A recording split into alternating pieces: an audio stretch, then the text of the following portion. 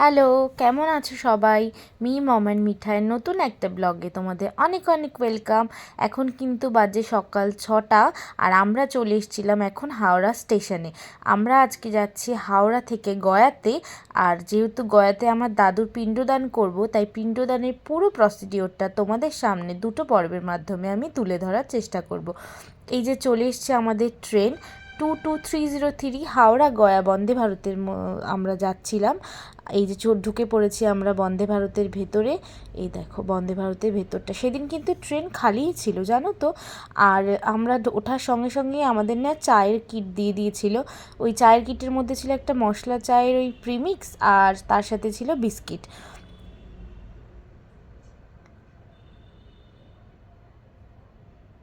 আর মিঠাইয়ের চাটা না আমি চেঞ্জ করে বলেছিলাম গ্রিন টি দিতে, তো ওরা না সঙ্গে সঙ্গে চেঞ্জ করে আমাকে গ্রিন টির প্যাকেটটা দিয়ে দিয়েছিল। এই যে এই দেখো গ্রিন টির প্যাকেটটা আমি খুলে খেয়েও নিয়েছিলাম অলরেডি। আর আমরা এখন চলে এসেছি প্রায় দুর্গাপুর। আর এখন আমাদের না ব্রেকফাস্টটা দিয়ে দিয়েছিল ওরা। আর ব্রেকফাস্টে কী কী ছিল চলো তোমাদের দেখাই। এই যে দেখো ব্রেকফাস্টে ছিল ব্রেড বাটার জ্যাম, একটা কেক, আর ছিল অমলেট, ফ্রেঞ্চ ফ্রাই, আর কিছু সতেড ভেজিটেবল। যেহেতু আমার ছিল নন ভেজ, তাই ছিল সতেড ভেজিটেবল। আর মাদের ছিল ভেজ কাটলেট, ওদের যেহেতু ভেজ ছিল।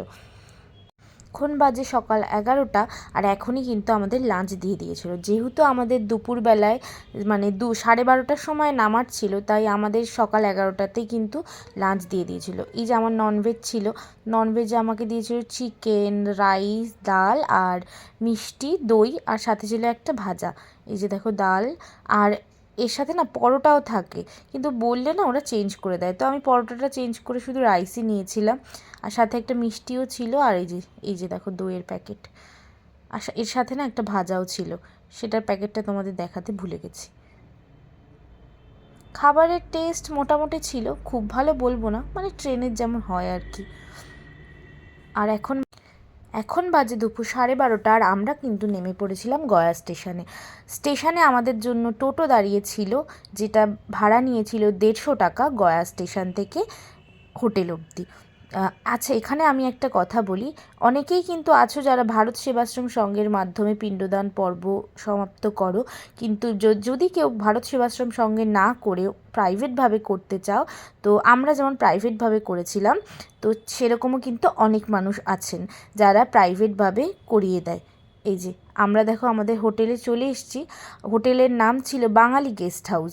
এইটা কিন্তু প্রায় বলতে পারো বাঙালি দ্বারাই পরিচালিত। যে হোটেলের যে মানে মালিক, তিনি কিন্তু বাঙালি।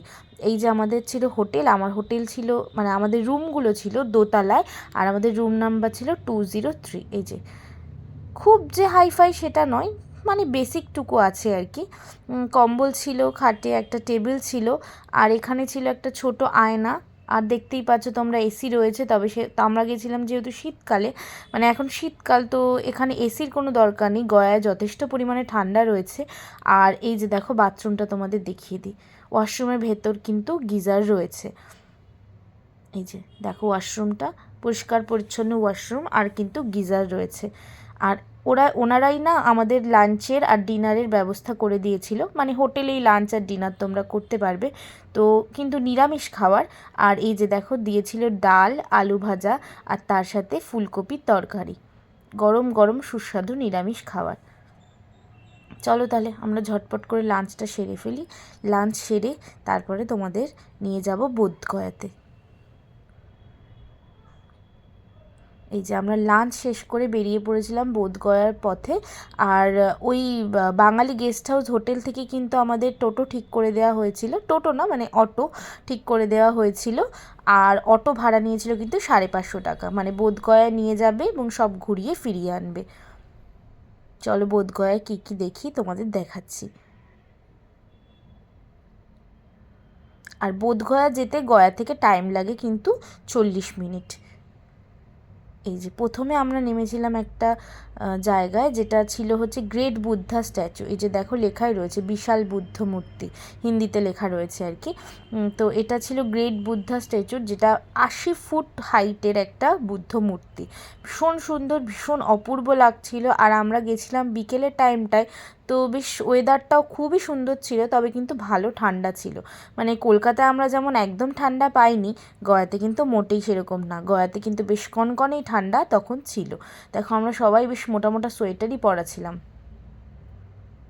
যে ধীরে ধীরে আমরা এগিয়ে চলছিলাম ওই বুদ্ধ স্ট্যাচুর দিকে। আর এত বড় স্ট্যাচু না, আমার ফোনের মধ্যে আটছিল না, মানে ফোন থেকে বাইরে বেরিয়ে যাচ্ছিল একদম। দেখো বিকেলের সূর্যাস্তের আভায় এত অপূর্ব লাগছিল দেখতে।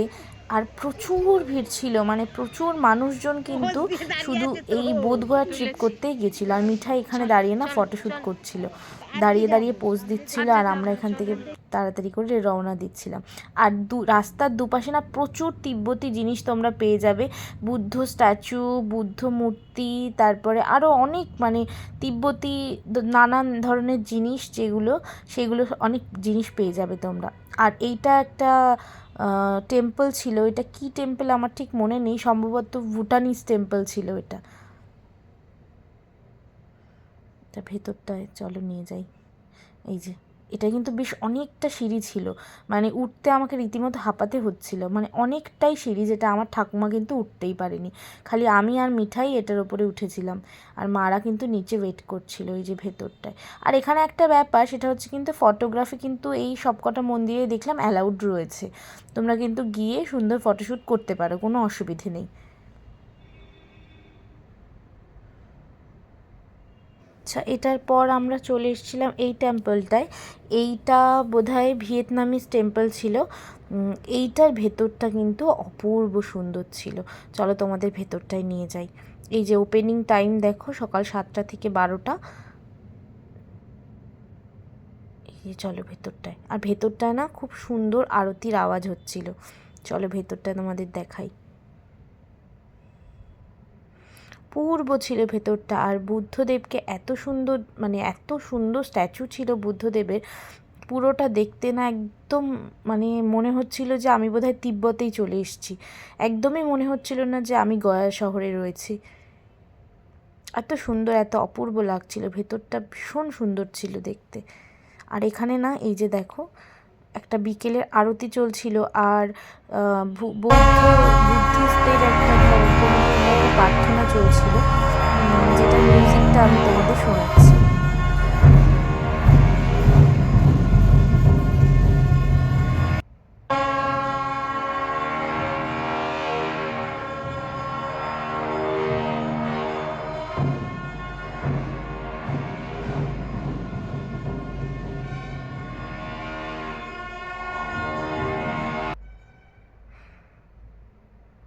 আচ্ছা, এরপরে চলে এসেছিলাম আমি ভিয়েতনামিজ টেম্পলে। এই যে এটা হচ্ছিল ভিয়েতনামিজ টেম্পল। এটাও কিন্তু ভীষণ সুন্দর দেখতে ছিল। এখানেও ছিল বেশ কয়েকটা সিঁড়ি, আর সব জায়গায় কিন্তু জুতো খুলেই উঠতে হচ্ছে।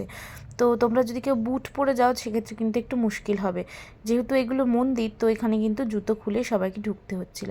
এটা সম্ভবত রয়্যাল ভুটানিস টেম্পল ছিল, আমার নামটা মনে নেই। এটা সম্ভবত রয়্যাল ভুটানিস টেম্পল ছিল। আর এখানের কারুকার্য কিন্তু একদম অপূর্ব সুন্দর ছিল। এই যে আমরা এখান থেকে এবার সোজা চলে যাব মহাবোধি টেম্পলে। চলো তোমাদের মহাবোধি টেম্পলে নিয়ে যাই। এই যে মহাবোধি টেম্পলের আগে আমাদের নামিয়ে দিয়েছিল, এরপরে বলছিল আর কোনো কিছু যাবে না, মানে এইটুকু রাস্তা হাঁটা ছাড়া আর কোনো উপায় নেই, এইটুকু রাস্তা কিন্তু আমাদের হেঁটেই যেতে হবে। আর এই পাশটায় দেখো, ওই দিকটায় কিন্তু আছে জগন্নাথ দেবের মন্দির আর শ্রীরামের মন্দির। তো ওই জায়গা দিয়ে হতে হয়ে আমরা সোজা চলে যাব এখন মহাবোধি টেম্পলে।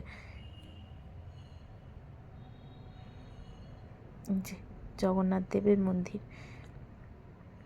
এখান থেকে আমরা সোজা হেঁটে চলে যাব মহাবোধি টেম্পলে।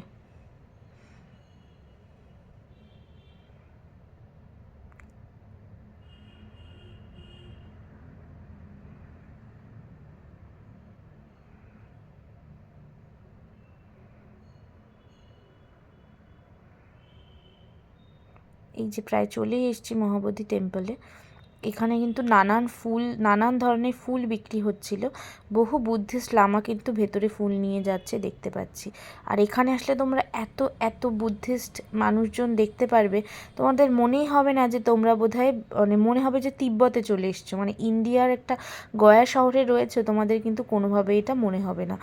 এত এত ভালো লাগছিল পরিবেশটা। আর এখানে দেখো সব লামারা কিন্তু এখানে বসে ঠাকুরের প্রার্থনা করছিল, উপাসনা করছিল। এত ভীষণ ভালো লাগছিল জায়গাটা। আর তোমরা না চেষ্টা করো মহাবোধি টেম্পেলে গেলে বিকেলবেলাটাই যেতে। বিকেলবেলাটায় মহাবোধি টেম্পেল এত সুন্দর, এত মায়াময় হয়ে ওঠে, তোমরা না দেখলে বিশ্বাস করবে না। কিন্তু এই জায়গায় একটা ব্যাপার আছে, এখানে কিন্তু তোমাদের এই যে লকারে কিন্তু ফোন ইত্যাদি সব রেখে, পার্স রেখে তোমাদের কিন্তু ভেতরে ঢুকতে হবে। আর এই যে মহাবোধি মেন টেম্পেলের মেন গেট। আর বিকেলবেলাটায় দেখো কি অপূর্ব সুন্দর দেখতে লাগছে। আজকের পর্বটা তাহলে এখানেই শেষ করলাম, আর পরবর্তী পর্বে নিয়ে আসবো পুরো পিণ্ডদানের প্রসিডিওরটা। দেখা হবে আবার একটা নতুন কোনো ব্লগে। Till then tata.